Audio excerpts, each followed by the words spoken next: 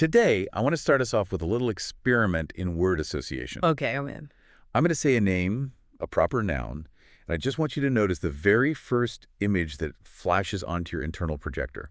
Don't, overthink it. Just let the image hit you. I'm ready. I'm playing along. Okay. The name is The Grateful Dead. Okay. Immediate reaction. No filtering. Oh, immediate reaction is it's colorful. It's definitely colorful. Yeah. I'm seeing tie-dye T-shirts. I'm seeing spinning dancers in a dusty field, maybe somewhere in Oregon or at a festival. Yeah, that's the vibe. Definitely a dancing bear, or maybe that skull with the lightning bolt through it, the Steal Your Face logo.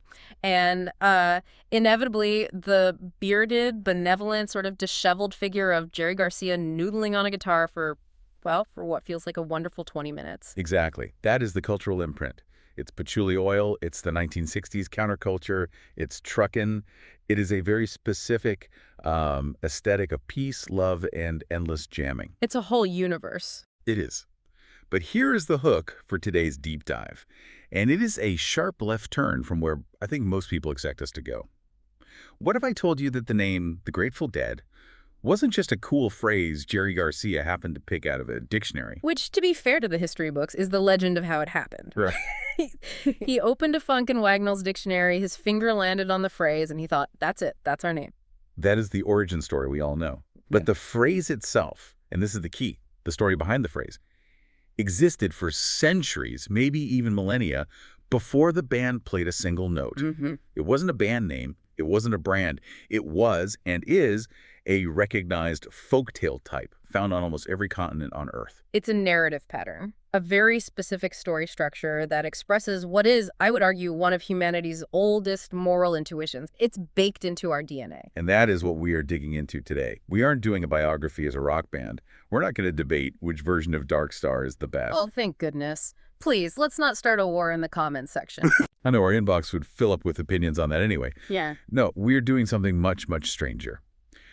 We're going to explore the concepts of folklore reciprocity and the mythic imagination that connects an ancient story about, of all things, burying corpses to the business model and ethos of a psychedelic rock band. Right. Our mission today is to figure out how this specific folktale, which sounds, pretty grim on the surface, actually explains the entire Deadhead community, and maybe even something fundamental about human morality itself. It is a genuinely fascinating connection. We're working from a stack of research today, and the primary source is a collection of excerpts titled The Grateful Dead, Folkloric Reciprocity, and the Mythic Imagination. And what's great about this source material is how it pulls us away from the familiar. It does. It drags us out of the concert hall and into the quiet, dusty archives of 19th century folklore studies. It's a whole different world. So give us the lay of the land. What are we actually holding in our hands here? What's the roadmap for this deep dive? Okay, so we're looking at a few distinct layers, almost like archaeological strata. First, we have to look at the science of the story itself, the provenance, if you will. Okay. And this involves diving into something called the Aarne-Thompson-Uther classification system. Which sounds incredibly academic, like, something you'd need a PhD to even pronounce, let alone decipher. It does sound intimidating, but it's actually really cool when you get into it. It's essentially how scholars map the DNA of fairy tales and myths. The DNA of fairy tales, I like that. Yeah. Then, once we understand that system, the source breaks down the specific plot structure of the Grateful Dead tales, the actual script of the movie, so to speak. What happens in the story? Exactly. And then we'll see how that script changes when you go from, say, a German folktale to Jewish tradition to a ghost story from China. And then I'm guessing the philosophical heavy lifting. Right. That's when we get to the core of it, the philosophy of reciprocity. And finally, that uncanny alignment you mentioned, how the band unknowingly, or perhaps intuitively, ended up enacting this ancient myth in the 20th century. I have to say, reading through this source material, I had a total aha moment. It completely reframed how I see the music, the band, everything. It stops being about counterculture and starts looking like, like ancient culture. It really does. It frames the band not as this strange anomaly of the 60s, but as a continuation of something much, much older. This story, this idea, is older than the printing press. It's deep in the human psyche. Okay, let's get into machinery. Part 1, the science of story. You mentioned this Aarne-Thompson-Uther system. I feel like we need to understand the tool before we can really use it. Yeah. How do we even know this is a type of story? Do stories actually have DNA? In a very real way, they do. I mean, think about it. Folklorists realized back in the 19th century, people like the Brothers Grimm, but then the serious scholars who came after them, that stories migrate. They're They slippery. move around. They cross borders much more easily than people do. You might have a story told in a village in France about a soldier and a ghost, and then you find a strikingly similar story being told in a village in India about a merchant and a spirit. Even though those people never met, speak completely different languages, have different religions. Right. The details are different, the costumes change, but the underlying structure is identical. So is that just coincidence? Or is it something else? That is the great debate of folklore. It's called polygenesis versus diffusion. Okay, break those down. Polygenesis is the theory that different cultures invented the same story independently because human brains are just hardwired to think in similar ways. You know, we all fear death, we all value kindness, so we all invent stories about kindness triumphing over death. Okay, that makes sense. What's diffusion? Diffusion is the idea that the story originated in one place and then it traveled. It was passed along the Silk Road, whispered from a merchant to a soldier to a sailor, and it mutated and adapted to each new culture it entered. Like a virus almost. A story virus. A beneficial one, hopefully. But yeah, that's the idea. And to track that, to even have that debate, you need a map. You need a system. You need a way to organize the chaos. Exactly. And that's where Inti comes in. He was a Finnish folklorist working way back in 1910. He started creating this massive index. Later, an American scholar named Stis Thompson expanded on his work, and more recently, a German folklorist named Hans-Jörg Uther revised and updated it. And that's why we call it the ATU Index. Aarne-Thompson-Uther. That's the one. And this isn't just organizing books by author, right? It's not the Dewey Decimal System where you just put all the fiction on one shelf and all the history on another. No, and that's the absolute key distinction. The ATU Index classifies tales not by who wrote them, because usually no one person wrote them. They evolved orally over generations and not even by where they came from. It classifies them by plot structure and by their symbolic logic. So help me visualize this. You said it was like DNA, but the other analogy in the source is biological taxonomy. Precisely. That might be an even better way to think about it. Think about how a biologist looks at an animal. They don't just say, oh, that's a dog. They say, okay, it has a spine, so it's a vertebrate. It has warm blood. It produces milk. It has fur. They look at the structural traits to determine that it is a mammal. Right. They look at the underlying form. The ATU Index does the exact same thing for stories. You strip away the local flavor. Maybe in one story, the hero is wearing a turban, and in another, he's wearing a tricorn hat that's just the fur. You look at the structural vertebrae. What are the core actions? What is the sequence of events? You look at the bones. You look at the bones. And within this massive taxonomy of human imagination, this huge Linnaean system of stories, nestled in there among the thousands of story types, there is a specific entry, ATU 505. And ATU 505 is titled The Grateful Dead. I just love that. It makes it feel so official, so scientific. It's not just a band name. It's a catalog number for a specific plot that has been identified and tracked across the globe, ATU 505. And the scope of ATU 505 is massive. I mean, truly global. The source notes that this specific story structure appears in European fairy tales, Middle Eastern legends, Asian ghost stories, and even African folklore. It is everywhere. Which has to tell us something important about us, right? Yeah.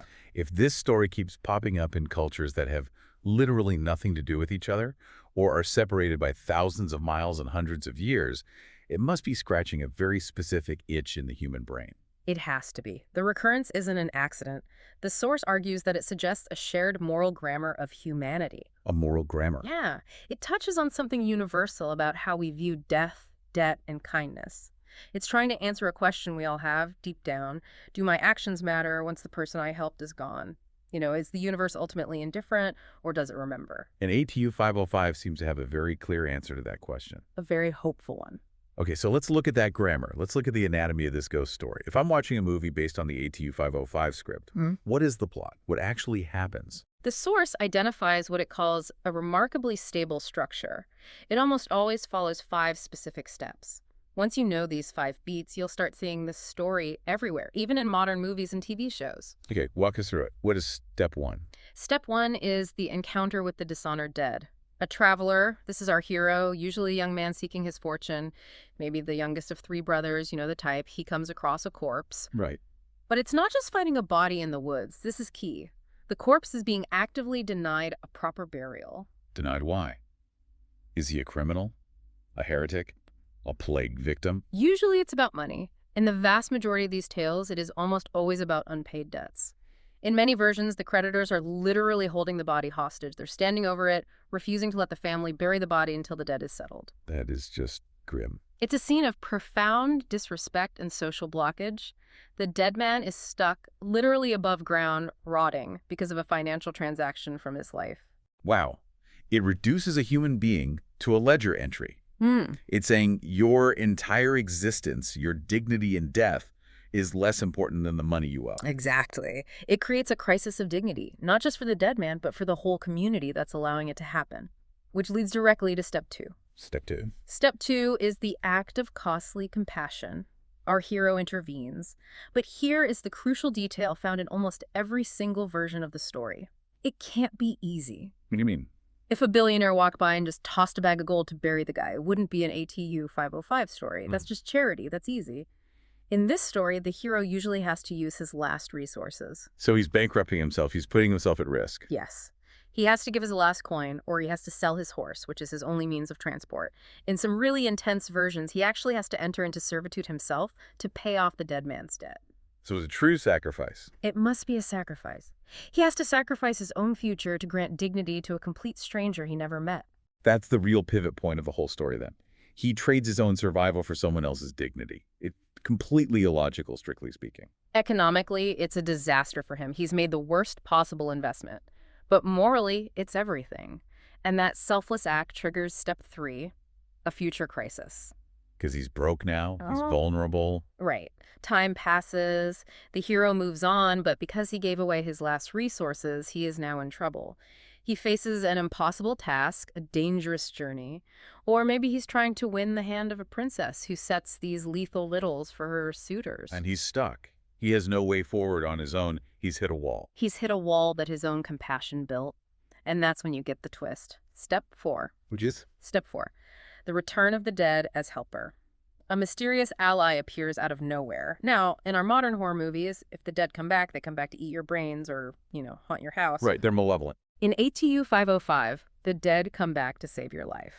But, and this is a really cool detail, they often don't look like ghosts. They aren't rattling chains or moaning. They appear as a total stranger, a servant who offers his services, or just another traveling companion on the road. The classic stranger on the road archetype. Exactly.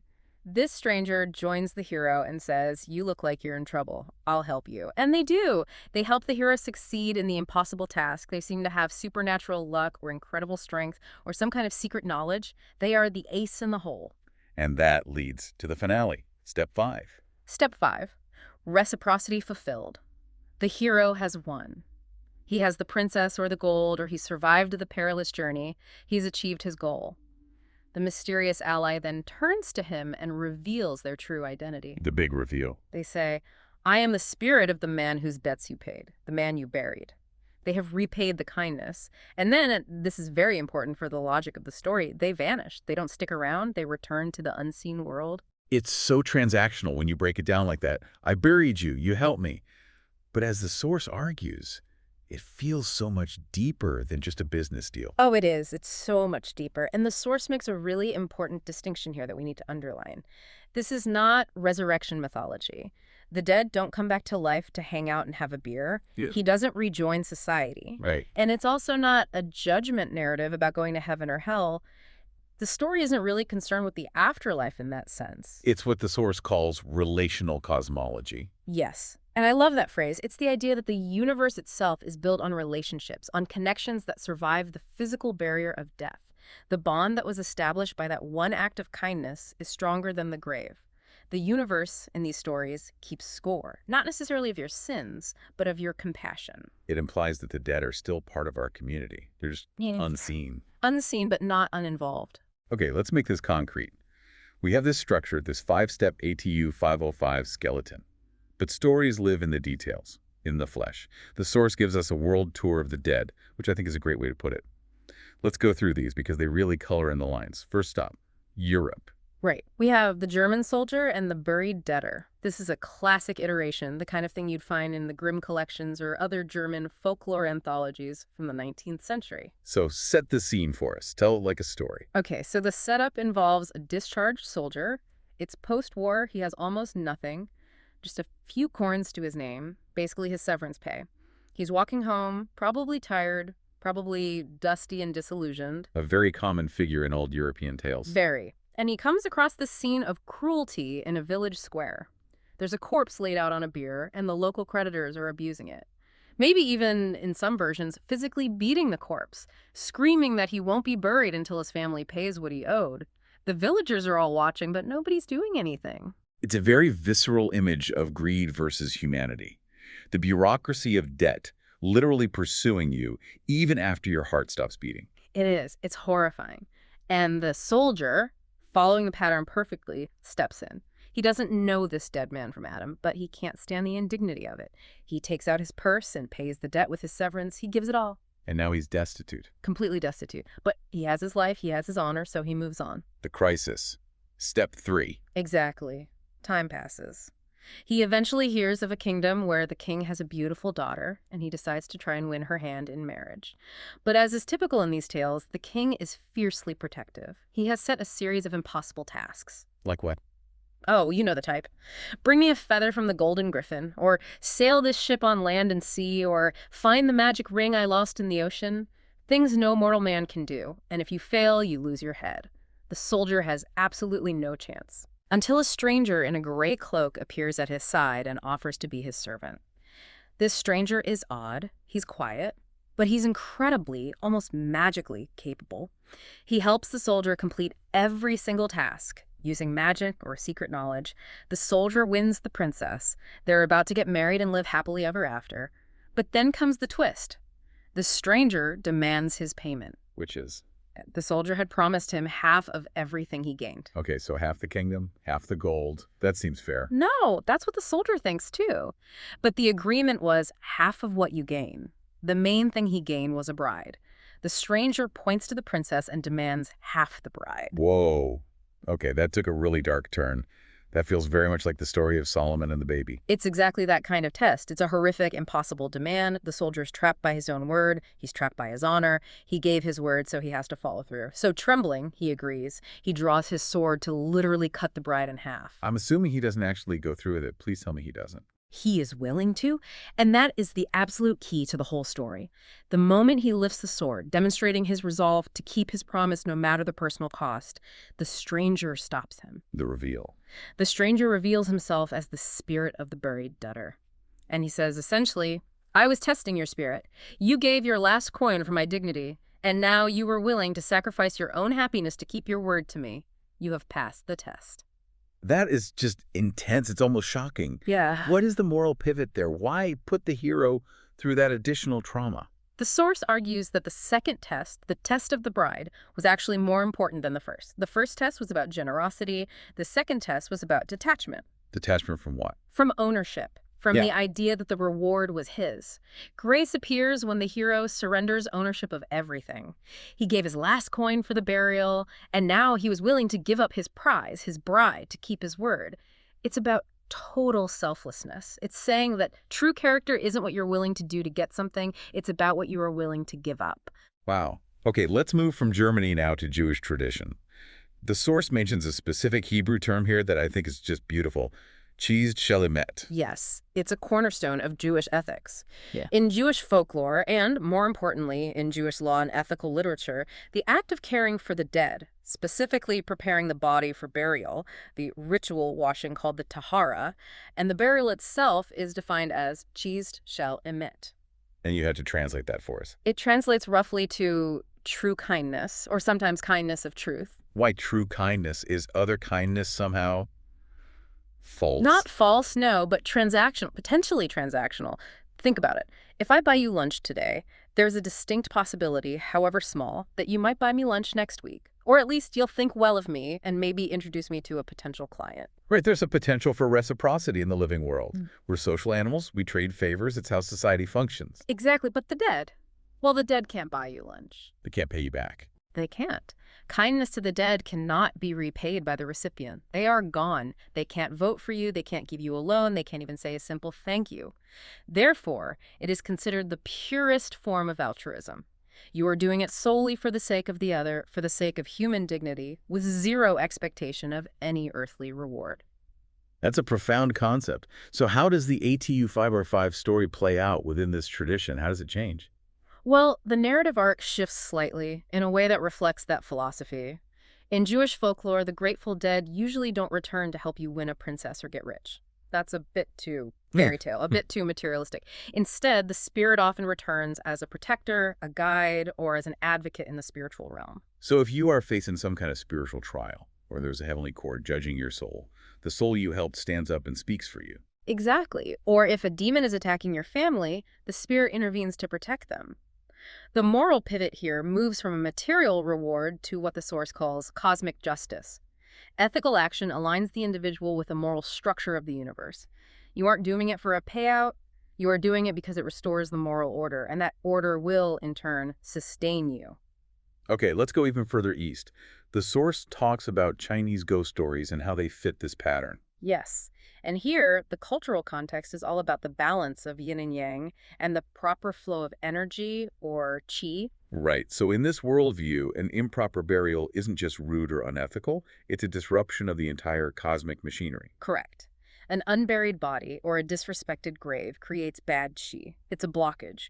It disrupts the harmony between the world of the living and the world of the dead. It's like a glitch in the software of reality. So the traveler in these stories who ensures a proper burial isn't just being kind. He's restoring order, he's fixing the cosmic glitch. And so when the spirit returns to aid him, it is often much more subtle than in the European versions. It's not a dramatic intervention with a magic sword. It's usually subtle guidance. Maybe a sudden wind changes direction to help your boat cross a river safely. Maybe you get a dream or a premonition that saves you from walking into a bandit ambush. So the ghost is what the source calls an agent of balance. Yes. It's not about a personal reward. It's about restoring equilibrium. The universe was out of whack. You performed an action that put it back into balance. And now the balanced flow of the universe, the Tao, helps you on your way. The ghost is just the vehicle for that restoration. I love seeing how these three very different cultures take the same skeleton, the same five-step ATU 505 structure, and dress it in their own unique philosophical clothes. But let's zoom out. What does this all mean? Why do we keep telling this story? Why does a German peasant, a Jewish rabbi, and a Chinese scholar, all at their core, care so deeply about this? And this brings us to part 4, the philosophy of the crypt. Sounds like a heavy metal album. Philosophy of the Crypt. I'd listen to that. It does, doesn't it? But it's actually quite hopeful, not grim at all. The source synthesizes these tales from around the world and argues that ATU 505, at its heart, assumes a universe where ethical actions are remembered. It proposes a kind of moral ecology. A moral ecology. I really like that phrase. Unpack it for us. Well, think about physical ecology. If you dump poison in a river upstream, it doesn't just stay there. It affects the fish downstream, which affects the birds that eat the fish, which affects the soil when they die. It's a closed, interconnected system. Right. Actions have consequences that ripple outwards. The source argues these stories say the exact same thing about ethics. If you neglect the dead, if you leave bodies unburied, literally or even metaphorically, that neglect festers. It poisons the community. It leaves a tear in the moral fabric of the world. But if you honor them, if you perform that act of cheese shell emit, Then that positive energy returns as a blessing. It flows back into the system. The moral ecology corrects itself, and you benefit from that correction. let's talk about the helper figure again. We've said they're the Grateful Dead. The source uses a key academic term here to describe them, and it's a great one, liminality. Liminality. It's a favorite word of anthropologists and mythologists. It comes from the Latin word limen, which means threshold. A doorway. Exactly. The helper figure is liminal. He is neither angel nor demon. He isn't fully alive, but he isn't fully gone either. He inhabits the space between worlds. He's standing on the doorstep between life and death. And the philosophical insight there is that wisdom and help come from that specific space. Yes. It connects to what are sometimes called apophatic traditions, the idea that real truth appears in mystery, in the dark, not in the clear, bright daylight of pure logic. The help you need doesn't come from the king in his castle, the center of power. It comes from the strange man in the gray cloak you meet at the crossroads. It comes from the margins. And we can't ignore the central act itself, burial. The source calls it the primal human ritual. It is. I mean, archaeologists and anthropologists often say that the first sign of abstract thought, of real civilization, isn't tools or fire, it's intentional burial. Before we built cities, before we invented writing, we were burying our dead with care. Why? It serves no biological function for the survivor. In fact, it burns calories and takes up resources. Exactly. The act of burial acknowledges a responsibility to someone who cannot reciprocate. To bury someone is to say, you still matter. You are still part of our community, even though you aren't breathing anymore. It affirms continuity. And to leave a body unburied is to fracture that moral order. It's to treat a person like garbage, like an object. Precisely. And the core message of ATU 505 is, if you treat a person like garbage, the universe breaks. If you treat them with dignity, even at great personal cost, the universe heals. And you are part of that healing. Okay, so we have this incredible, ancient, heavy mythological structure. We have the German soldier, the Jewish concept of cheese, the Chinese balance of qi. We have moral ecology. Now, we have to pivot. We have to make the jump from the 19th century folklore archives to San Francisco in the 1960s. The living enactment. The band, the Grateful Dead. So the source asks the obvious question. Did they know all this? Did Jerry Garcia and Bob Weir and the boys sit around reading the Aarne-Thompson-Uther Index between sets at the Avalon Ballroom? The source argues, probably not the academic side of it. They weren't scholars in that formal sense. They knew the dictionary definition, the one about the traveler and the dead man. But the central argument is that whether it was conscious or purely intuitive, the band aligned themselves with this ancient mythic logic. The name was perfect not just because it sounded cool and spooky, but because it perfectly described what they became. Let's get into the arguments for this, because this is where the rubber really meets the road. Argument number one from the source. A band sustained by reciprocity. This is, I think, the most compelling piece of the puzzle. Think about the folktale hero again. What's his defining act? He gives away his last resources. He sacrifices to honor the dead. He casts his bread upon the waters. He doesn't hoard his gold. Okay. And how did the band operate as a business? Well, they had a business model that baffled and often infuriated the rest of the music industry.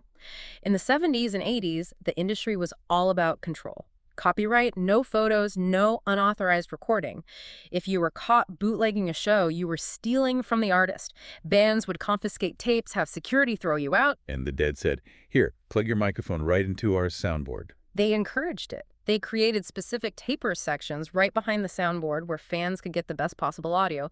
They explicitly said, once we're done playing the music, it belongs to you. It's out there in the air. This is the circulation versus ownership concept that the source highlights. Exactly. They didn't thrive by strictly controlling their copyright, which is a model of ownership. They thrived by circulation. They gave the music away first. They let it flow out into the world for free via these thousands and thousands of cassette tapes. And what was the result? Did they go broke? Did they lose all their record sales because people could get the music for free? The absolute opposite happened. The audience, the community that became known as the Deadheads, sustained the band. It became this unseen economy of trust and reciprocity. Because the fans had the takes, they fell in love with the live experience, they realized every single show was different. So the tapes became advertisements, not replacements. There were more than that. There were the lifeblood. The fans followed the band from city to city, bought the tickets, bought the t-shirts, kept the entire circus on the road for 30 years. It was an ecosystem. It's the freemium business model before the internet even existed. It really is. But deeper than that, it's the ATU 505 model. Just like in the folktale, the hero, the band, gives generously first, the music and the tapes. And the universe, in this case the fans, returns the favor when the hero is in need by providing a livelihood. It's a perfect reciprocal loop. The band trusted the fans, and the fans caught the band when they jumped. It wasn't just, oh, we're hippies and we don't care about money. It was a fundamentally different kind of economy, a gift economy. Just like burying the stranger. You give without a contract, without a guarantee of return, and the return comes back tenfold from an unexpected direction. Okay, that's a powerful argument. What's argument number two? The songs themselves. The source argues that the songs, particularly the lyrics by Robert Hunter, function as modern folk variants of these same themes. If you look at the lyrics through the lens of this folklore, They start to shimmer a bit differently. They're constantly dealing with these themes of wandering, debt, kindness, and death. Take Ripple, probably one of their most famous and beloved songs. If my words did glow with the gold of sunshine. Beautiful. And think about the line, "Let there be songs to fill the air." That line alone echoes the entire oral tradition. It's about music as something that exists in the air, shared, not owned. And then the singer offers this wisdom, this ripple in still water, but says, "The thoughts are mine, I'm not directing you. The path is yours to choose." He's a guide, not a commander. He's a liminal helper. Precisely. He's offering a cup of water, but you have to be the one to drink it. What about a song like Broke Down Palace? The source describes this one as a quintessential burial hymn. It's incredibly gentle and accepting. Going home by the waterside, I will rest my bones. It's a song about a proper, peaceful laying to rest. It's the soldier laying down his sword at the end of the journey. It's the ultimate acceptance. And on the other end of the spectrum, Friend of the Devil. Right. Now, this one plays directly with the themes of debt, pursuit, and moral ambiguity. Set out running, but I take my time. A friend of the devil is a friend of mine. It's the core conflict of the ATU 505 traveler, someone on the run, dealing with forces larger than themselves, making deals with these shady liminal figures. The friend of the devil could absolutely be that mysterious helper from the story, someone who looks scary or untrustworthy, but ends up aiding the traveler. And a song like Uncle John's Band. That one explicitly invokes communal memory and the act of storytelling itself. Come Hear Uncle John's Band by the riverside.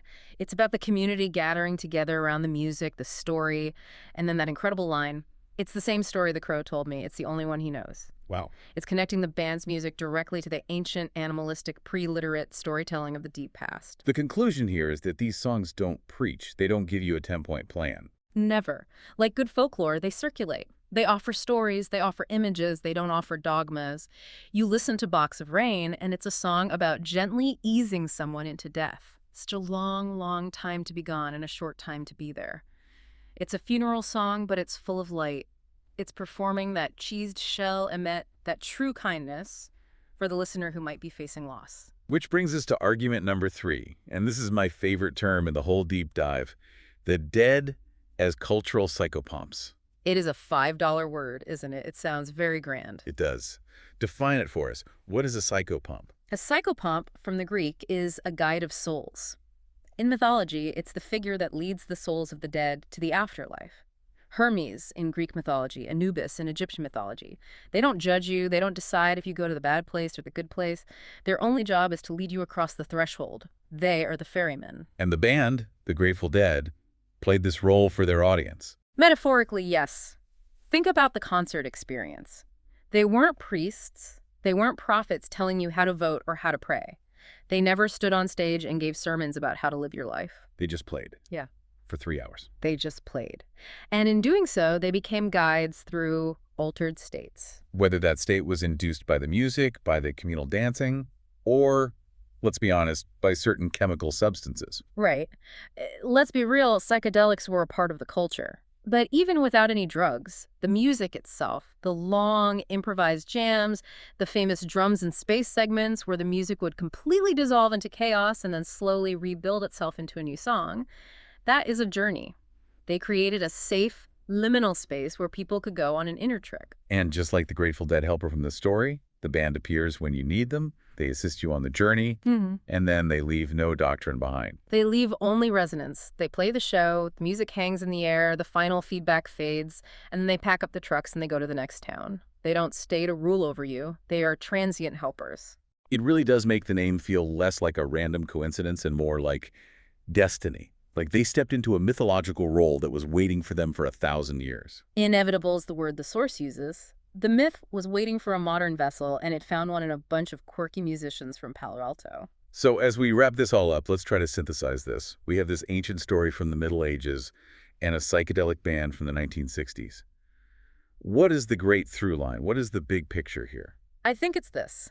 ATU 505 articulates a hope that is older than any organized theology. It's the hope that the dead are not indifferent to us, that we are not utterly alone in the universe, and that kindness, simple, unrepayable kindness, is the force that binds the worlds together. It suggests that if you give of yourself when it makes no logical sense to do so, the universe notices and remembers. And the band. They didn't just borrow a cool, spooky phrase, they enacted the myth. They became a living example of a reciprocal culture. They proved that you can build a massive, thriving community and even a sustainable economy on the principles of trust and generosity. They proved that the gift economy actually works if you have the nerve to trust it. So the name wasn't ironic, it wasn't macabre, it wasn't just a gimmick. It was a perfect description of their function. They were the helpers. They were the Grateful Dead for millions of people who felt like they were on a long, strange trip. I love that. Now, before we go, we always like to leave our listeners with something to chew on. A final provocative thought derived from the source material. And this is one to really mull over. If we take this seriously, if we view our own lives through the lens of ATU 505, we have to ask ourselves about that moral ecology we talked about. Right, the idea that our moral actions have ripple effects. So the question is, what unpaid debts or dishonored obligations are we walking past in our own lives today? And I don't just mean money. I don't mean credit card bills. I mean, what parts of our own history or our relationships or our communities are we leaving unburied and unattended? What ghosts are we choosing to ignore because it's inconvenient to stop and deal with them? And then there's the flip side of that question. Exactly. If we actually stop to address them, not for a reward, and not because we expect a transaction, but for pure cheesed shalamet, for true kindness, what kind of unexpected helpers might just appear in our own future crises? That is a powerful question. Yeah. It completely changes how you look at the little inconveniences and moral choices in your day-to-day life. Are they just annoyances, or are they opportunities for the Grateful Dead to appear down the road? Indeed. Maybe the person who needs your help today is the one who, in some unseen way, saves you tomorrow. Who is the Grateful Dead in your life waiting to be honored? That's the question. Thank you for walking us through this. It's been a journey from the crypt to the concert hall and back again. It was my pleasure. And to our listeners, keep digging.